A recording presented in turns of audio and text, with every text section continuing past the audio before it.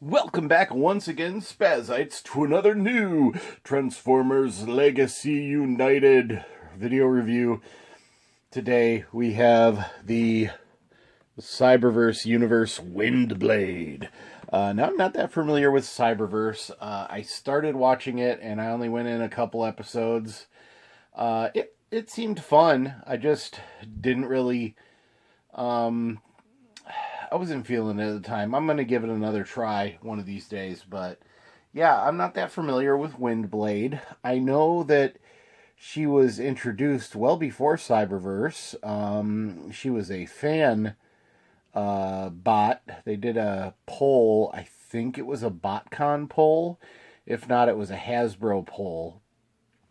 And yeah, Windblade is what came out of it, if I'm not mistaken. I could very well be mistaken, though. So, but anyway, this is a Windblade. She does turn into a little VTOL jet, which is kind of cool. She's got a cool flaming sword that I believe attaches and looks like it's coming out of the thruster in the back if when she's in vehicle mode, airplane mode. So yeah, I'm gonna go ahead and get her open.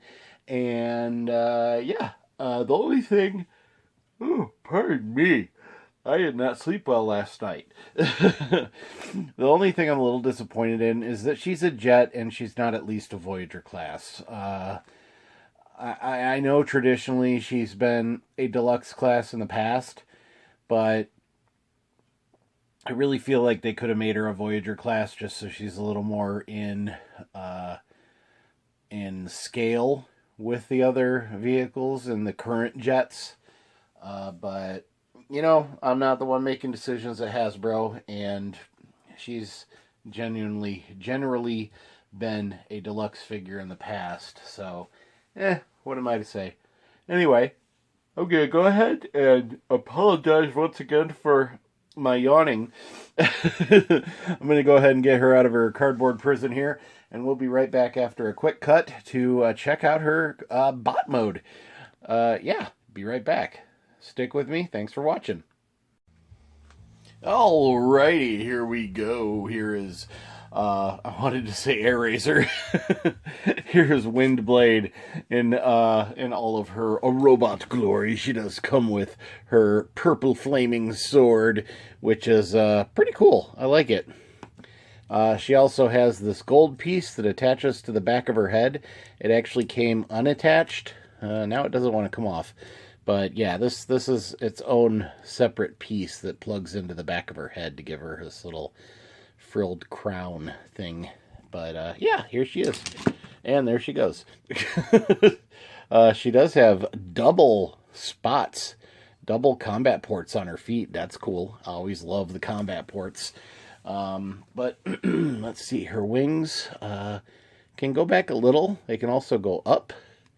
And they can't go further down than that.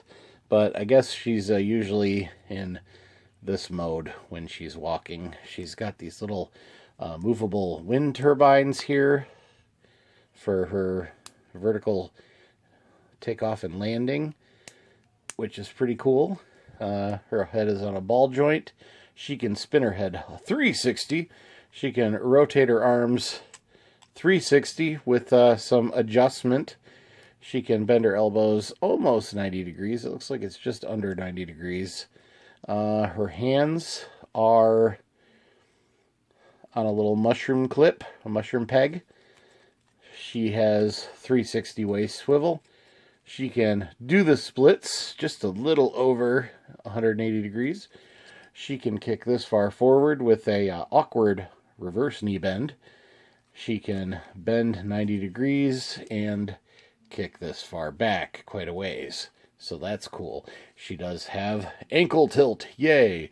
And like I said before, she's got double combat ports here. She also has double combat ports on each of her wings.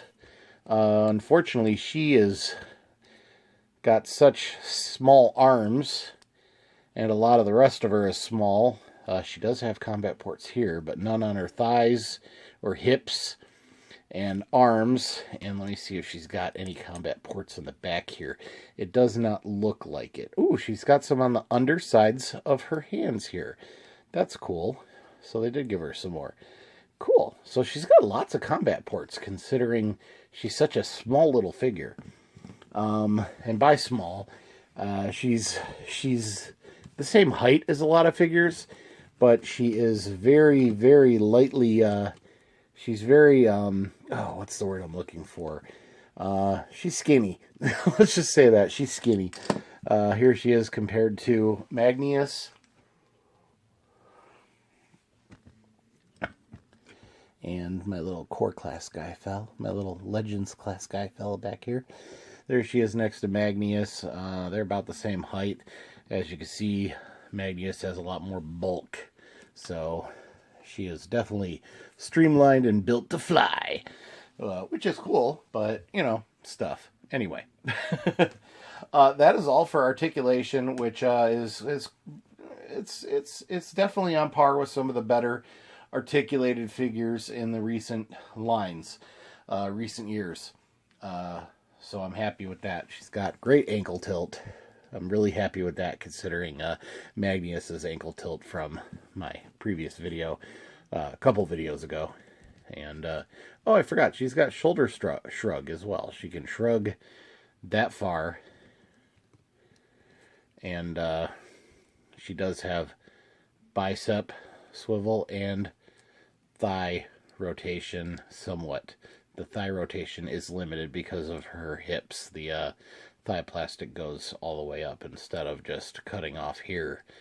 But it's still good. Still good. I'm still impressed with her amount of posability. She will be fun to pose. I might actually take some pictures of her and post them on my Instagram. Go follow Gizmo Spaz on Instagram if you're not already.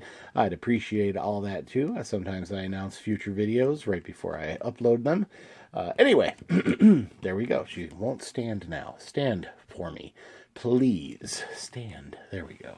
Okay, I'm going to go ahead and transform her into her vehicle mode, her little VTOL jet, and we'll be right back after a quick cut. So, again, thanks for watching. Be right back.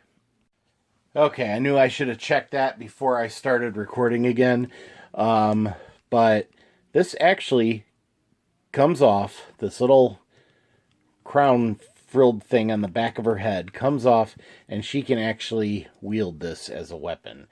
It fits snugly in her hand like that, and she can use that as a weapon as well. So that's interesting. Plus, I hadn't shown her holding her sword. So, yay, her sword! There we go. Anyway, there we go. Put that back on. And boom. And, yeah, now we're going to go transform her into her vehicle mode. Be right back. Sorry. And thank you. Bye. Not bye. See you in a second. Okay, here's Windblade in her vehicle mode. And she is cool. This, you have to actually separate the legs and peg the sword in between the two legs. She does have these combat ports that can support our blast effects, so that she can have additional jet boost when flying, which actually I think looks a little better than the central purple flames in the middle, considering she's got these two afterburners, or whatever these are here. I can't remember. Exhaust ports. I don't know. But they needed a place for her to store her sword in robot mode, so there it is. Anyway, her, and this is something that I didn't point out before, but the backs of her arms have combat ports. These are her shoulders, and on the backs of her shoulders there is a combat port on each, and I thought maybe that would be used in robot mode, considering that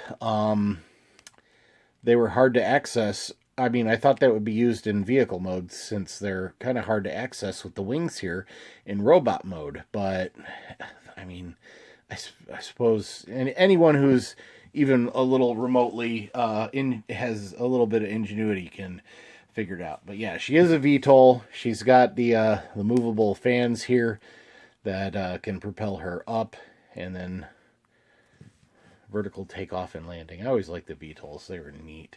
That was probably one of my favorite Cobra or Joe vehicles. I can't remember exactly which vehicle it was, but yeah, I always liked that NGI Joe, that cool aircraft that takes off from a standing position. And I've always enjoyed it with since they've started using those in Transformers. Anyway, yeah, it's a cool little jet. Once again, I wish it was Voyager class. Here she is next to Chase from video a couple days ago. She's a little bigger. So that's cool that she actually looks a little bigger compared to a deluxe vehicle, considering how skinny she is in robot mode. And then here she is next to Medics. So also, she has got a larger footprint than Medics as well. So that's cool. I mean, they did a little bit of work to make her a little larger.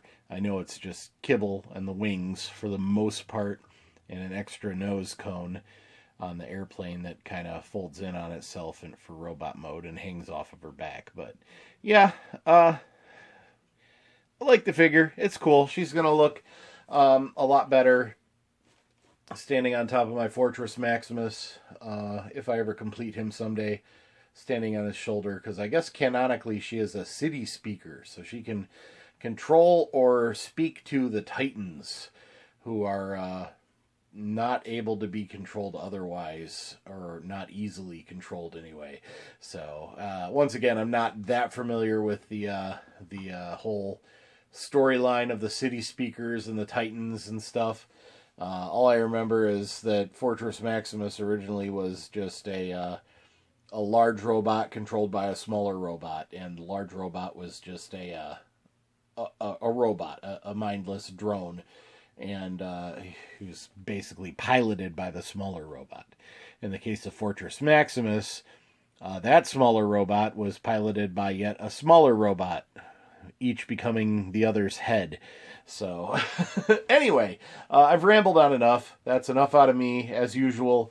I tend to ramble, as most of you know who watch my videos regularly. I will leave it at that. I like the figure overall. 8 out of 10. 8 out of 10. I'll give it that. It's pretty good. 10 out of 10 is hard to come by in this genre, as far as I'm concerned. There are a few out there, and they are amazing. But 8 out of 10 is pretty good. I'm not going to say no to that. But yeah, that's it for the video. I hope you liked it. Please comment down below, thumbs up, all that good stuff. If you're not already, please subscribe. It's completely free to do and help me grow my channel. I'd really appreciate it. That all having been said, until next time, as usual, be kind, happy hunting, and goodbye. Don't forget to wash your hands, especially in between those fingers. And when you go out, please be safe. That's enough out of me again. Okay, bye. Bye.